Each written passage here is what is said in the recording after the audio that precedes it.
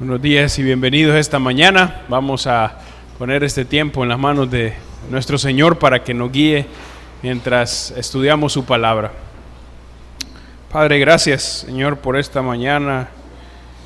Como estábamos cantando, tu nombre es santo, tú eres el único altísimo, Señor, y eso lo sabemos por tu palabra. Usa esta palabra en nuestras vidas esta mañana, Señor. Señor, que tu palabra nos transforme. Tú conoces muy bien el corazón de cada uno y conoces cómo necesitamos ser transformados por tu palabra. Te pedimos que uses tu palabra, Señor, en esta mañana, en la vida de cada uno de los que está aquí, según tu propósito, Señor. Usa tu palabra, Señor, para edificar a cada hermano. Te lo pedimos, Señor. En el nombre de Jesús. Amén. La semana pasada estábamos estudiando acerca de cómo Jesús realizó un milagro entre una multitud que había. Jesús sacó un demonio que hacía que el hombre fuera mudo. Cuando Jesús sacó este demonio, hubieron diferentes tipos de reacciones. Algunos se maravillaron, otros dijeron que este milagro Jesús lo podía hacer por la obra de Satanás, y otros también, para tentar a Jesús, pusieron una pregunta, o querían ponerle una trampa. Jesús les dijo a los que atribuyeron la obra de Dios a Satanás, les dijo que esto era ilógico. Era ilógico que Jesús pudiera hacer este trabajo de sacar un demonio por la obra de Satanás. Porque si un reino estaba dividido contra sí mismo, ¿cómo iba a prosperar? Si Satanás mandaba los demonios y él mismo estaba sacando sus demonios, eso era ilógico y su reino no podía prosperar. Así que eso no tenía lógica. Jesús también enseñó que él era el hombre fuerte, que amarraba y vencía al hombre que era menos fuerte, que era Satanás. No solo lo vencía, pero el versículo decía que le quita todas sus armas en que confiaba, porque Jesús es el hombre más fuerte que viene para vencer a Satanás. Quiero que vayamos a Lucas capítulo 11, porque en un versículo que vimos la semana pasada está la clave de todo esto que Jesús dijo, lo que vamos a ver en esta semana. Lucas capítulo 11, versículo 20. Esta es la respuesta de Jesús a los que dicen que Él echa a los demonios por Belcebú, príncipe de los demonios. Lucas 11, versículo 20.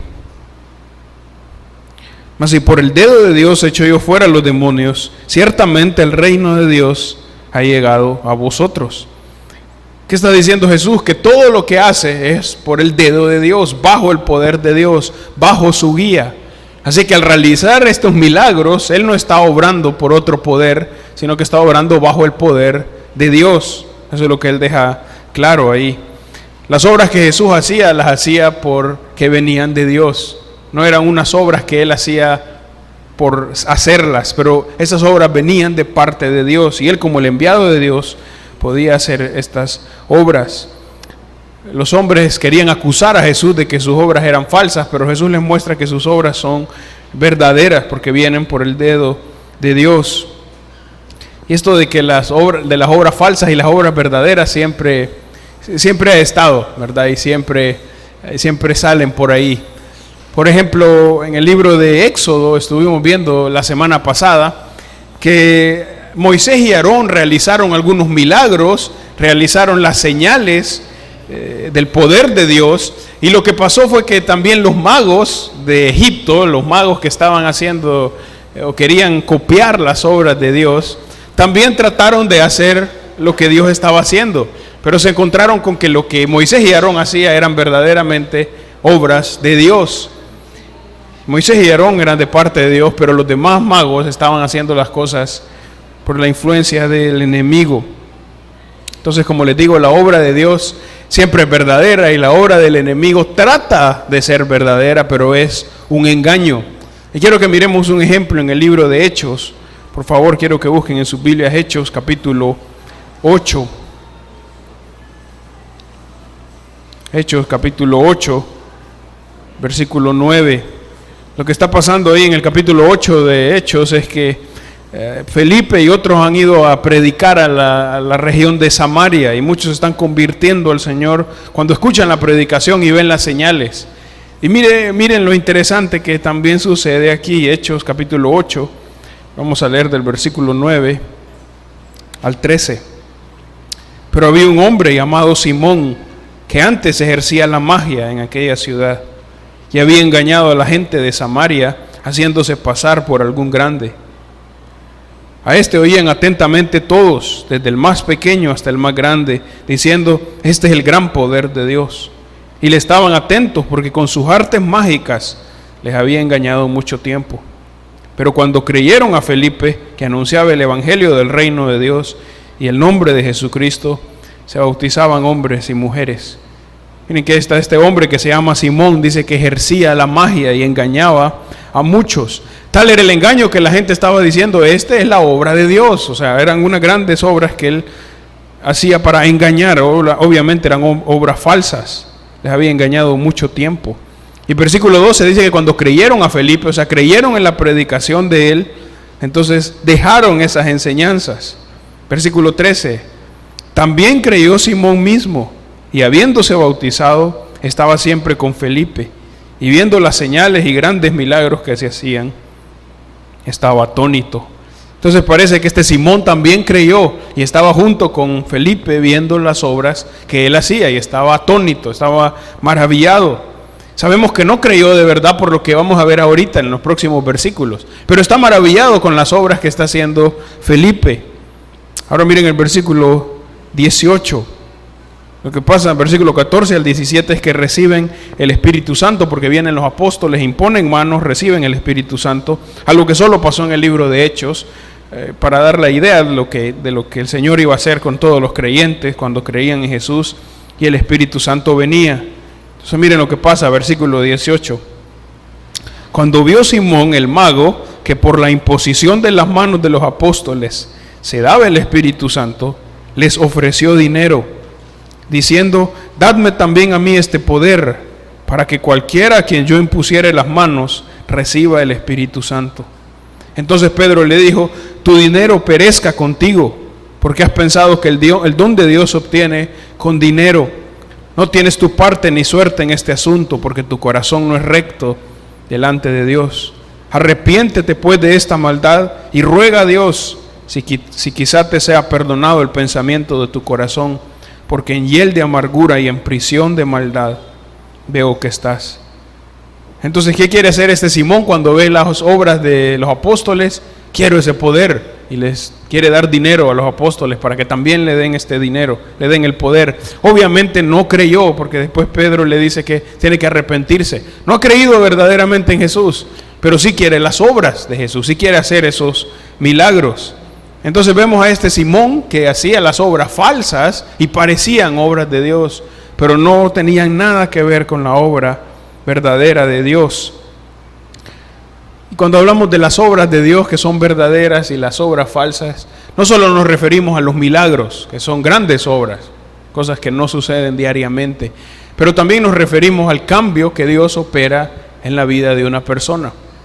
El cambio que Dios puede operar en la vida y corazón de una persona, solo Dios puede hacerlo. Es imposible que sea realizado por métodos humanos. Pero Satanás también quiere hacer copias de esto. Y también quiere hacer obras falsas, demostrando que una persona ha creído, demostrando que una persona puede cambiar su corazón, cuando en verdad no lo ha hecho. No solo nos referimos entonces a las obras milagrosas, pero también a la obra de los corazones. Dios hace una obra verdadera y Satanás trata de imitar, pero es una obra falsa. Quiero que vayamos de nuevo a Lucas capítulo 11, los versículos que vamos a estudiar esta mañana. Lucas 11 del versículo 24 al 28.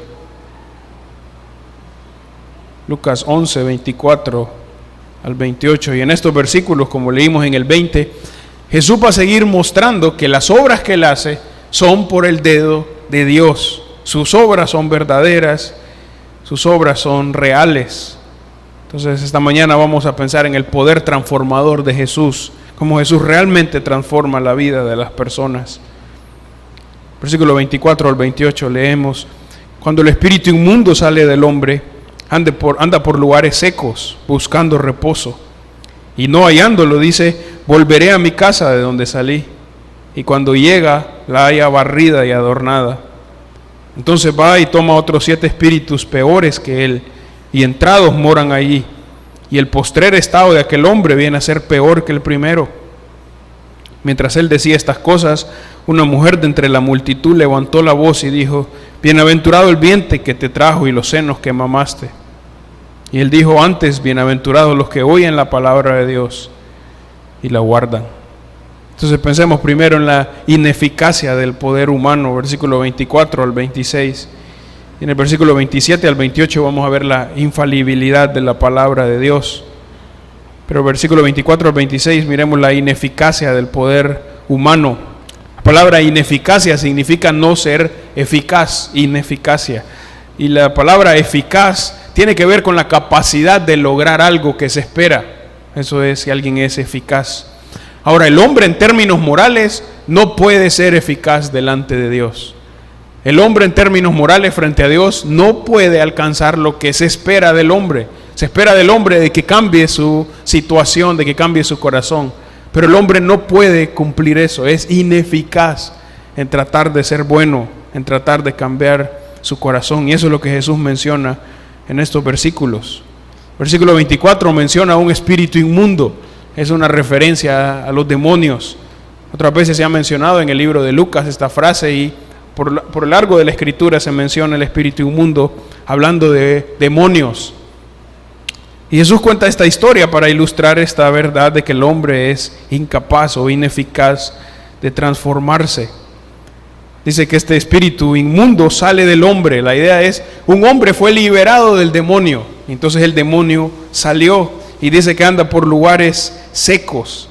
Eso significa anda por lugares áridos. Y lo que Jesús va a contar aquí es un espíritu inmundo que vuelve. Ese es el título en alguna de nuestras Biblias. Entonces este espíritu inmundo sale del hombre, es liberado del hombre y anda por lugares secos. Dice que anda buscando reposo. Obviamente cuando un demonio entraba en una persona y entra en una persona, el demonio lo que hace es tratar mal a la persona donde vive. No lo trata bien, sino que lo hace sufrir. Entonces el que busca reposo aquí es el demonio, no la persona.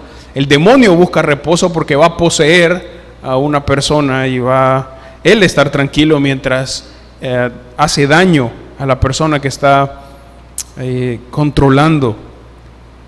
Dice que anda buscando reposo el demonio, pero el versículo 24 dice que no lo haya, no haya reposo. Entonces dice: volveré a mi casa de donde salí. Miren qué interesante que el demonio no dice: voy a volver a aquel lugar donde estaba. Volveré a mi casa. Volveré a mi casa. Lo que significa es que estaba cómodo donde estaba. Controlaba todo ahí en esa casa. Tenía un buen ambiente para hacer su trabajo. Nadie se lo impedía. Estaba tranquilo en el lugar donde estaba poseyendo. Se había adueñado de esa persona. Entonces él dice: voy a volver a esa casa. Y miren cómo encuentra la casa en el versículo 25. Cuando llega, la halla barrida y adornada. ¿Cómo está la casa? La casa está limpia. La vida de esa persona está limpia. Ahora, este limpio no es que no puede entrar, sino que está barrida y adornada para que vuelva a entrar el demonio. Eso es lo que va a pasar. Es posible que el hombre aparentemente está bien porque dice que está barrida la casa. Posiblemente el hombre hizo algún cambio en su vida, pero no fue un cambio verdadero. Y por eso el demonio vuelve ahí para entrar a ese lugar. Y eso es lo que el versículo 26 nos dice, que vuelve. Pero esta vez vuelve haciendo algo diferente a lo que había hecho antes. Miren el versículo 26, dice: entonces va y toma otros 7 espíritus peores que él, y entrados moran allí. Y el postrer estado de aquel hombre viene a ser peor que el primero. Se da cuenta que está vacía, que está barrida, que está ordenada, y no va a volver solo. Un espíritu inmundo es algo terrible, es un demonio. Pero el versículo dice que toma otros 7 peores que él, para venir a la casa y morar ahí, permanecer ahí. Obviamente por eso Jesús dice que el postrer estado de aquel hombre, el estado después de este hombre, viene a ser peor que el primero. Antes estaba infundado por una influencia maligna, ahora va a tener muchos más demonios que lo van a controlar, muchos más demonios que lo van a hacer sufrir. Ya había sido atacado por un demonio, ahora va a ser controlado completamente por varios de los demonios. Ahora la situación es mucho, mucho peor para el hombre. ¿Por qué la haya barrida y desordenada y por qué entra este demonio? La vida de este hombre estaba vacía, hay un espacio entonces para el maligno. Cuando alguien quiere perseguir la santidad de Dios, quitando sus pensamientos o quitando las acciones pecaminosas, crea un vacío en su corazón que debe ser llenado por el Espíritu Santo. Y si el Espíritu Santo no llena el corazón de una persona, entonces ese corazón está vacío y tiene apertura para lo maligno. Es posible que este hombre, al ser liberado de un demonio, estaba con buenas intenciones. Quiere arreglar su vida, quiere cambiar su vida, quiere portarse bien. Pero las buenas intenciones no son suficientes. No son suficientes. Y por eso es que no tiene el Espíritu Santo. Y cuando viene el demonio, la casa está lista para que vuelva a entrar. No fue una sanación total y poderosa la de este hombre, sino que tuvo una sanación, algún exorcista le sacó el demonio, pero el demonio vuelve a entrar porque no es verdadero el cambio. Las buenas intenciones no son suficientes. Aun si un hombre dice, desde ahora voy a hacer todo perfecto, voy a olvidar todo lo malo que he hecho antes y ahora voy a hacerlo perfecto. Eso no es suficiente. Si hace todo perfecto, no es suficiente para olvidar o quitar todo lo que ha hecho antes. No se puede, no se puede. La Biblia nos enseña que cada ser humano nace lejos de Dios, muerto espiritualmente, sin posibilidad alguna de cambiar su situación delante de Dios. Y lo que vemos en estos versículos que Jesús está explicando es una realidad por toda la Escritura. El hombre no puede reformarse a sí mismo. El hombre no puede, por mucho que trate, por mucho que haga, no puede reformarse a sí mismo. ¿Por qué? Porque es un pecador y está lejos de Dios. Y la Biblia lo dice y lo enseña muchas veces, pero quiero que miremos algunos versos, tanto en el Antiguo Testamento como en el Nuevo Testamento, que hablan de esta realidad.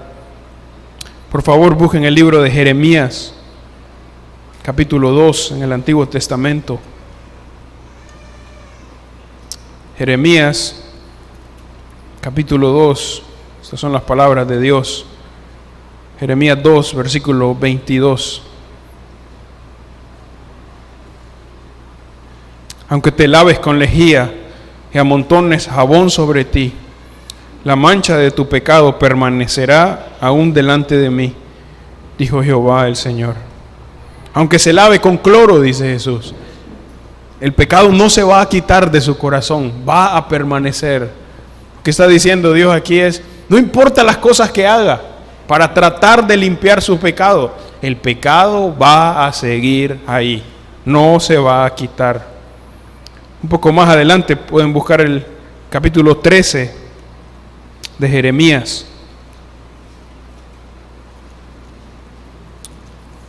Jeremías capítulo 13, versículo 23. Jesús hace dos preguntas, Dios hace dos preguntas aquí para hablar de que el hombre es imposible que se quite su pecado. Jeremías 13, 23, ¿mudará el etíope su piel y el leopardo sus manchas? O sea, ¿una persona puede cambiarse la piel? No puede. ¿El leopardo puede quitarse sus manchas? No puede. Así también, ¿podréis vosotros hacer el bien estando habituados a hacer mal? ¿Puede usted, dice Dios, hacer el bien cuando siempre ha hecho el mal? La respuesta es no, no puede hacerlo. El hombre no puede cambiar a sí mismo, es imposible, porque está condenado por su pecado. No importa cuánto trate, no importa qué haga, no puede cambiar su situación delante de Dios. Ahora vamos al libro de Romanos, capítulo 3. Esos son versículos famosos y muy importantes. Romanos, capítulo 3, versículo 10 al versículo 12. Romanos 3, 10 al 12. Como está escrito, no hay justo ni aun uno. no hay quien entienda, no hay quien busque a Dios. Todos se desviaron, a una se hicieron inútiles. No hay quien haga lo bueno, no hay ni siquiera uno. Entonces Dios dice, no hay ni siquiera uno bueno, ni siquiera uno que hace cosas buenas. No se puede. Nosotros a veces pensamos que estamos buscando a Dios, pero yo sí busco a Dios. Dios dice, nadie busca a Dios. Nadie busca a Dios. Y no hay ni siquiera uno que puede hacer algo bueno. Dice Dios, no se puede. ¿Por qué? Porque nuestros corazones están contaminados por el pecado. Porque mi corazón está lleno de pecado y no puede agradar a Dios. Por mucho que trate de hacer, por mucho que deje de hacer, no se puede. No se puede reformar el hombre a sí mismo. Y a veces cuando leemos estos versículos decimos, no, pero yo no soy tan malo, malo puede ser aquel. Y eso demuestra lo malo que somos. ¿Por qué? Porque vemos en el otro la maldad, pero yo me pongo como mucho menos malo que esa otra persona. Y eso refleja que realmente no hay ninguno bueno, sino que estamos lejos de Dios, todos los hombres. Ahora un poco más adelante, el libro de Primera de Corintios, capítulo 2. Primera de Corintios, capítulo 2, versículo 14. Pero el hombre natural no percibe las cosas que son del Espíritu de Dios, porque para él son locura y no las puede entender, porque se han de discernir espiritualmente. El hombre natural se refiere al hombre sin Dios. Dice que no percibe, no entiende las cosas que son del Espíritu de Dios. Y es más, dice que para él, para el hombre natural, son locura. No las puede entender. No las puede entender. ¿Cuántas veces tal vez han tratado de hablarle una verdad bíblica a alguien que no conoce a Dios? Para ustedes es clara, el otro no lo entiende. No lo entiende, más bien le parece locura. No tiene sentido lo que esta persona está haciendo, yendo a la iglesia, desperdiciando su tiempo. El hombre natural no puede entender las cosas espirituales. No las puede entender. No puede. El hombre no puede por sus propias fuerzas reformarse a sí mismo. No puede por sus propias fuerzas tener actitudes que son agradables a Dios. Solo vemos 4 versículos, pero esta es la clara enseñanza de las Escrituras. El hombre no puede cambiar delante de Dios. Aún así, con esta verdad, nuestra sociedad y nuestro propio corazón nos hace pensar que sí podemos acercarnos a Dios por nuestras propias obras, que sí podemos alcanzar a Dios, agradar a Dios con las cosas que hacemos. Y toda nuestra sociedad gira alrededor de que sí podemos, que nadie nos puede decir que no podemos alcanzar a Dios. Se nos dice que podemos sacar lo mejor de nosotros siempre, que podemos seguir nuestro corazón para tomar las mejores decisiones, que en el fondo todos somos buenas personas, que tenemos una luz interior que nos guía, que debemos promover las acciones buenas y cosas por el estilo. Eso es imposible, eso no se puede según la palabra de Dios. ¿Por qué? Porque el hombre no puede reformarse a sí mismo, no puede cambiarse, no puede agradar a Dios en sus propios méritos. No importa lo que una persona haga o deje de hacer, el hombre no puede en sus propias fuerzas. Ahora con las redes sociales cualquiera pone una frase positiva y ya se vuelve alguien bueno cristiano. Cualquiera comparte un versículo, cualquiera dice amén a una prédica y ya borra todo lo que ha hecho en su corazón. Es imposible, eso no es posible de acuerdo a la Escritura, no se puede. Una persona que está en pecado no puede salir de esa situación, al menos que Dios haga algo. Y si Dios en su benevolencia obra en el hombre, entonces el hombre puede responder a Dios. Pero si Dios no obra, no podemos responder ante la bondad de Dios. No se puede. Si tenemos hijos o nietos, debemos recordarles eso y debemos enseñarles esa verdad. No es suficiente que nuestros hijos se porten bien. No es suficiente que alcancen buenas notas. Es más, eso no sirve si mis hijos no aman a Dios. Necesito enseñarles el Evangelio, volverles a compartir, contarles el Evangelio, hablarles y hablarles y hablarles y hablarles y repetirles el Evangelio. Solo si conocen a Jesús pueden tener corazones limpios. No es suficiente tener buena actitud, no es suficiente que cumplen todo, no es suficiente tener buenos modales. Necesitamos compartir el Evangelio, hablar el Evangelio, hablarles del Evangelio, hablarles del Evangelio, saturarlos del Evangelio. ¿Por qué? Porque eso es lo que cambia la vida de las personas. Eso es lo que cambia los corazones de los hombres. Solo Dios por medio de su Evangelio. Eso es lo que está enseñando Jesús en Lucas. Hermanos, y para nosotros que somos cristianos y amamos al Señor, debemos recordarnos esa verdad también. No somos mejores que otros que no están aquí. No somos mejores de otros que dedican el domingo para actividades paganas mientras yo vengo a la iglesia. No somos mejores que ellos. No, es la gracia de Dios y su misericordia que nos ha salvado. Pero no somos mejores que otra persona que no se ha rendido al Señor. Un cristiano que tiene 20 años de caminar con el Señor es igual en su justificación a uno que hace 3 semanas acaba de recibir a Cristo. Ninguno se merece más el camino del Señor. El ladrón en la cruz que creyó en Jesús en la última instancia de su vida, no pudo hacer ninguna obra de obediencia al Señor, es igual a nosotros, que estamos en el reino de los cielos, solo por la gracia de Dios. Solo por la gracia de Dios. Y si no es por la gracia de Dios, ninguno puede entrar a su reino. Dios solo puede aceptar los méritos perfectos. Los hombres no podemos presentarle méritos perfectos, ninguno. Solo méritos de tratar, de que quisimos, pero no pudimos. Dios solo puede aceptar los méritos perfectos de alguien. Y el único que ha cumplido los méritos perfectos es Jesús, perfectamente. Y todos los que creen en Jesús, entonces, tienen los méritos de Jesús y pueden ser contados como perfectos. Y pueden ser aceptados por el Señor. Y eso es lo que Jesús está demostrando aquí en Lucas. Si volvemos a Lucas, si estaban en Corintios capítulo 11, Jesús está diciendo, solo el verdadero poder mío puede cambiar a las personas. Un poder que trata, alguien que se esfuerza, pero sin Dios no puede cambiar.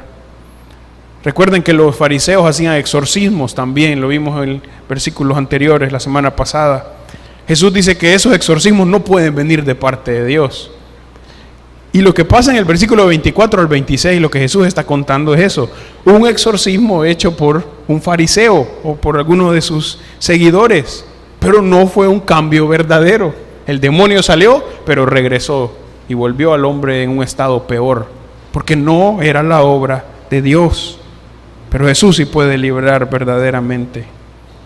Entonces estas palabras que vemos aquí son una advertencia solemne. Que no podemos estar satisfechos con un cambio religioso, sino que debemos estar satisfechos con un cambio del corazón, con una conversión del corazón. Eso es lo que Jesús hace, una conversión del corazón. Cambia los corazones, cambia los afectos de una persona, mucho más que solo cosas externas. Entonces vemos la ineficacia del hombre. Ahora versículos 27 y 28 vemos la infalibilidad de la palabra de Dios. Mientras él decía estas cosas, una mujer de entre la multitud levantó la voz y le dijo, bienaventurado el vientre que te trajo y los senos que mamaste. Y él dijo antes, bienaventurados los que oyen la palabra de Dios y la guardan. La palabra infalibilidad significa que no falla, que no tiene error. Eso es lo que Jesús enseña aquí. La palabra de Dios no tiene error. Mientras Jesús está hablando, hay una multitud, como casi siempre hemos visto en el libro de Lucas, y esta mujer levanta la voz y dice esto refiriéndose a María. La palabra bienaventurado significa feliz o dichoso, pero esta palabra comunica una verdad mucho más allá que feliz y dichoso. Es la idea de que es una palabra bendecida, una persona, bendecida por Dios. Alguien bienaventurado es alguien que tiene el favor de Dios, bendecido por Dios. Alguien pudiera ser feliz, pero feliz por razones equivocadas, así que no es bendecido. Pero un bienaventurado es el que es bendecido por Dios. Dios está con esa persona, ha recibido el favor de Dios. Esta mujer está bendiciendo a María. Probablemente no la conoce, probablemente no sabe quién es la mamá de Jesús, pero tal vez ella se imagina, si este hombre puede hablar así, esto tiene que venir de su mamá. Su mamá tiene que ser bendecida, su mamá tiene que ser bendita. Y realmente María fue una mujer bendecida. De todas las mujeres en esta tierra, solo ella tuvo el privilegio de llevar al Hijo de Dios. Solo ella ha podido tener ese privilegio.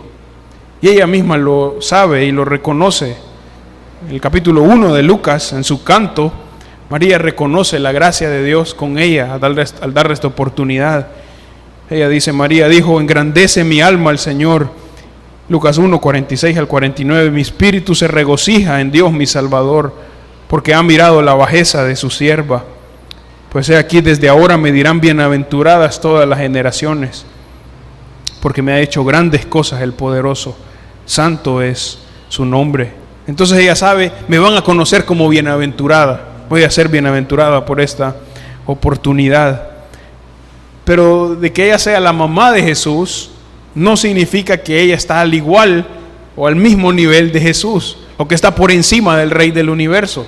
Simplemente tiene este gran trabajo de ser la madre de Jesús, pero no está al mismo nivel de Jesús. Ni siquiera se parece, porque es una mujer pecadora, aunque tiene esta gran bendición. Y aunque esta es una bendición para María, Jesús va a decir que hay una bendición mucho mayor, no solo para ella, pero para todos los creyentes. En el versículo 28, y él dijo antes, bienaventurados los que oyen la palabra de Dios y la guardan. Esa palabra antes significa más bien. Más bien, dice Jesús. Sí, ella es bienaventurada, pero más son bienaventurados los que oyen la palabra de Dios y la guardan. Lo que Jesús está diciendo aquí es algo muy, muy grande e importante. Si alguien escucha la palabra de Dios y guarda esa palabra, el Señor pronuncia una bendición superior a la bendición que tiene María por ser su madre. Aún para María era un honor tener a Cristo como Señor y Salvador, y este honor era superior al honor que ella tenía como madre de Jesús. Probablemente la idea de la mujer que dice estas palabras es, qué bonito es ser familia de Jesús, qué bonito es ser familia de este hombre. Pero Jesús está diciendo aquí, es superior que ser familia mía, es más bienaventurado el que oye la palabra de Dios y la guarda. Ese es realmente bienaventurado. Este oír ahí no es un oír que entra por un oído y sale por el otro, más bien es un oír que permanece en el corazón y hace que obedezca la palabra de Dios. Produce obediencia en mí, escucho la palabra y obedezco esa palabra. El libro de Romanos dice que la fe viene por el oír y el oír por la palabra de Dios. El libro de Santiago capítulo 1 dice que debemos ser hacedores de la palabra y no tan solamente oidores. Escuchamos y hacemos, escuchamos y obedecemos. Esos son los bendecidos, dice Jesús. Esos son los bendecidos, los que tienen la bendición de parte de Dios. Escuchan la palabra y obedecen, guardan la palabra. Es interesante que Jesús no dice aquí mis palabras. Otras veces Él se ha referido a mis palabras, pero aquí dice las palabras de Dios. Y usa esto para dejarles claro a ellos y a todos nosotros que Él tiene la misma naturaleza de Dios. Él es Dios. Así que aceptar las palabras de Jesús es aceptar las palabras de Dios. Creer en las palabras de Dios es creer en las palabras de Jesús. Rechazar las palabras de Jesús es rechazar las palabras de Dios. No se puede aceptar a uno y rechazar al otro, porque son de la misma esencia, de la misma naturaleza. Así que son bienaventurados, bendecidos, los que oyen la palabra de Dios y la guardan. Ahora vimos en los versículos antes que Jesús es el único que cambia la vida de las personas. ¿Cómo cambia Jesús la vida de las personas? ¿Qué utiliza Jesús para cambiar la vida de las personas? Y tenemos la respuesta ahí en el versículo 28. Jesús cambia la vida de las personas por medio de su palabra. Él utiliza el evangelio que está en la palabra para cambiar los corazones de los creyentes. Dios usa su palabra para traer vida a los que están muertos espiritualmente. ¿Y cómo edifica la iglesia? Por medio de su palabra. Dios usa su palabra. La Biblia no es un libro interesante o solamente un libro interesante para ver, pero es la palabra de Dios. La Biblia no es un libro que contiene partes de la palabra de Dios. La Biblia es la palabra de Dios, que Dios ha revelado para nosotros, sale directamente de Él. Normalmente se dice que la Biblia es inspirado, eso es lo que dice 2 de Timoteo 3, versículo 16. Y esa palabra inspirado significa que es exhalado, viene directamente de Dios. Es su carácter, demuestra quién es Él. Es la palabra de Dios. La palabra de Dios no es solamente un libro moral para seguirlo y que me vaya bien. Es la palabra de Dios. Si la obedezco, Dios me va a bendecir. Si la desobedezco, no voy a ganar. No puedo salir bien. Es la palabra de Dios. ¿Por qué Dios nos ha dado su palabra? Para que podamos conocer su voluntad. Para que podamos saber cómo debemos agradarle. Para que sepamos cómo es su nombre. Para que sepamos cómo debemos luchar contra las cosas que a Él no le agradan. Y cómo debemos actuar para obedecerle. Eso es lo que encontramos en la palabra de Dios. Es por eso que la relación del cristiano con su Biblia es tan importante. Si usted es un cristiano, su relación con la Biblia es muy, muy importante. ¿Cómo va a crecer en su fe? Por medio de la palabra. Solamente por medio de eso. Necesita la palabra de Dios. Ahí donde va a conocer a Dios. Él se ha revelado a su pueblo. Quiero que vayamos al libro de Salmos, capítulo 19. Miren cómo Dios habla de su palabra aquí. Este es uno de los muchos versos donde Dios describe a su palabra. Salmos 19, versículo 7 en adelante.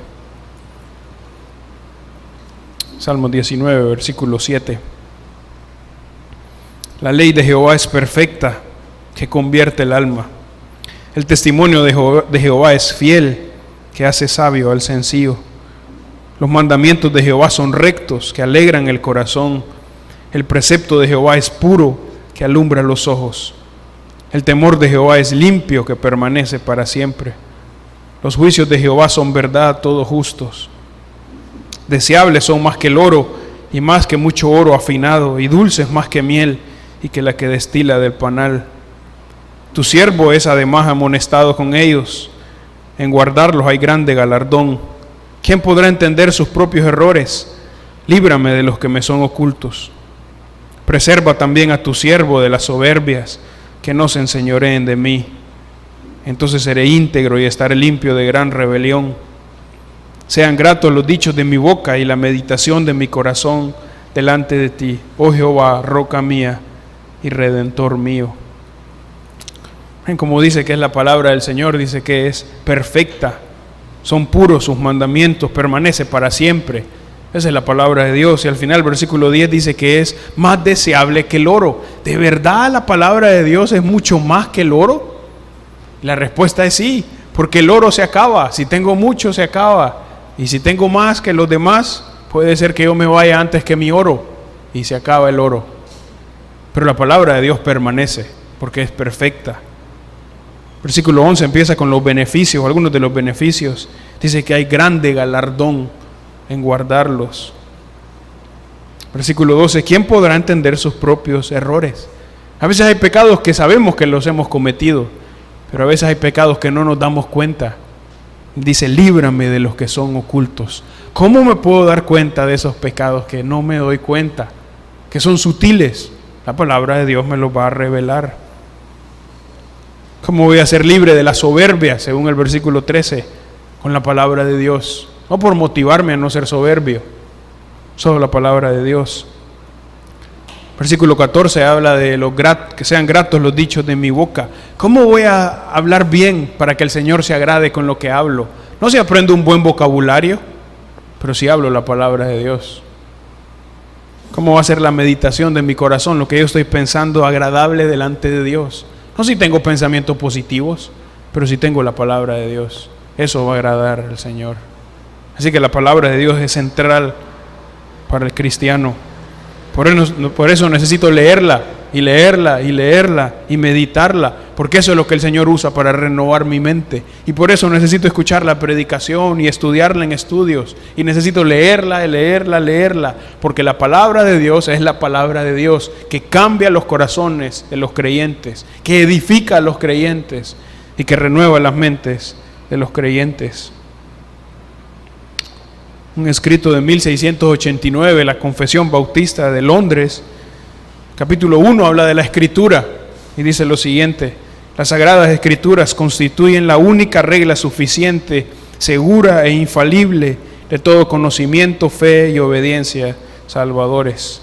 Por lo tanto, agradó al Señor en distintas épocas y de diversas maneras revelarse a sí mismo y declarar su voluntad a su iglesia, y posteriormente para preservar y propagar mejor la verdad y para un establecimiento y consuelo más seguros de la iglesia contra la corrupción de la carne y la malicia de Satanás y del mundo, le agradó poner por escrita esa revelación en su totalidad, lo cual hace a las Santas Escrituras muy necesarias.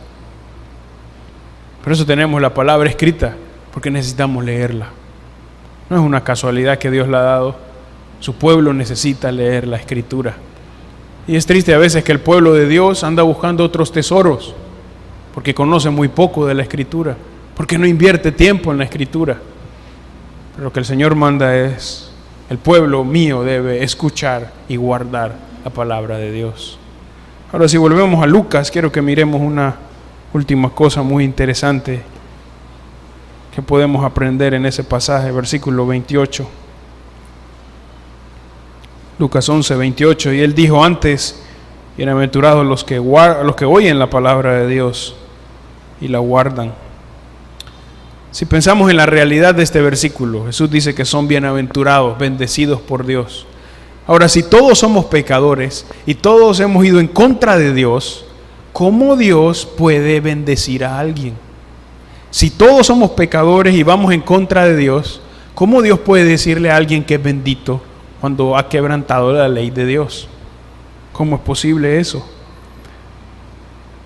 ¿Cómo es posible que puedo yo escuchar la ley de Dios y guardarla si soy un pecador? La respuesta es por medio de Jesús. Porque Jesús llevó las maldiciones en la cruz que merecen los pecadores. Y todos los que han confiado en Jesús, entonces pueden ser contados como bienaventurados. Entonces Dios puede bendecirlos. ¿Por qué? Porque ya Jesús ha llevado su castigo. Porque ya Jesús ha llevado las maldiciones que el pecador merece. Entonces por eso el pueblo de Dios puede ser contado como bendito. Por eso Dios puede decir: bienaventurado usted que oye la palabra y guarda la palabra. ¿Por qué? No porque se portó bien, no porque cumplió todo, no ha cumplido nada, pero porque Jesús ya llevó su castigo. Y por eso Dios puede decir: usted es bienaventurado si oye la palabra y guarda la palabra. Y esa es una bendición, esa es una tremenda bendición para los creyentes. Espero que el deseo de cada uno pueda ser: quiero ser bienaventurado. ¿Cómo? Voy a escuchar la palabra de Dios y voy a guardar. No solo en cosas grandes, pero en cosas pequeñas. Como cuando estoy en la casa y empiezo a afanarme. ¿Y qué voy a hacer? Si aquello y si lo otro. Y empiezo a hacer todos los planes posibles. Pero Dios dice que no tengo que afanarme, tengo que confiar en Él. Señor, quiero escuchar tu palabra y quiero obedecer. ¿Y cómo voy a actuar en el trabajo aquí? Voy a escuchar tu palabra y voy a obedecer. ¿Y qué dice Dios? Voy a hacerlo bendecido. Voy a darle esta bienaventuranza. ¿Qué se puede hacer nuestro deseo como iglesia? Ser bienaventurados porque escuchamos la palabra de Dios y la obedecemos. Vamos a orar.